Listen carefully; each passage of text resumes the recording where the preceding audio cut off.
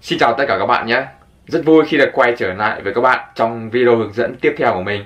Và ở trong video hướng dẫn ngày hôm nay, mình tiếp tục hướng dẫn cho các bạn, những bạn nào mà đang dùng iPhone, những cái mẹo hay cực kỳ hiệu quả và hữu ích nhé.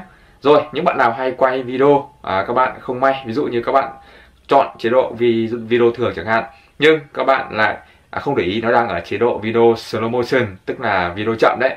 Thì hôm nay mình sẽ hướng dẫn cho các bạn cách chỉnh sửa cái video từ video quay slow motion thành video thường nhé, để các bạn khỏi mất công các bạn quay lại nhé.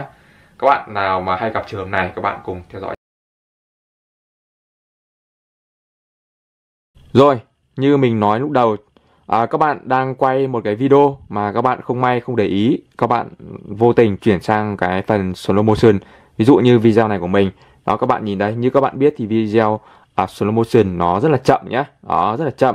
Thì để chỉnh sửa này, để tránh mất công các bạn quay lại, các bạn muốn chuyển thành một cái video thường đó, thì các bạn làm như sau nhé. Trên cái phần video này có cái nút sửa nhé, các bạn chọn vào cho mình. Đó, các bạn nhìn xuống hai cái thanh, đây là hai cái thanh ở phía dưới này này. Đó, các bạn nhìn chưa?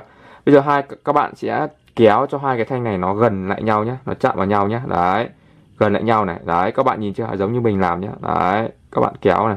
Đấy, các bạn kéo cho nó chạm vào nhau là được nhé. Đấy, các bạn kéo này. Đấy, chạm vào nhau là được. Như mình nha. Cái thanh này nhá. Đó, cái phần hai cái gạch nhé, nó chạm vào nhau, tức là nó giao nhau là được nhé. Rồi, bây giờ các bạn sẽ chọn cho mình, muốn xem thử nhé, các bạn chọn này. Đấy, các bạn nhìn chưa? Đấy, nó thành video bình thường rồi nhá, không phải là cái video slow motion nữa. Đấy, chạy lại này.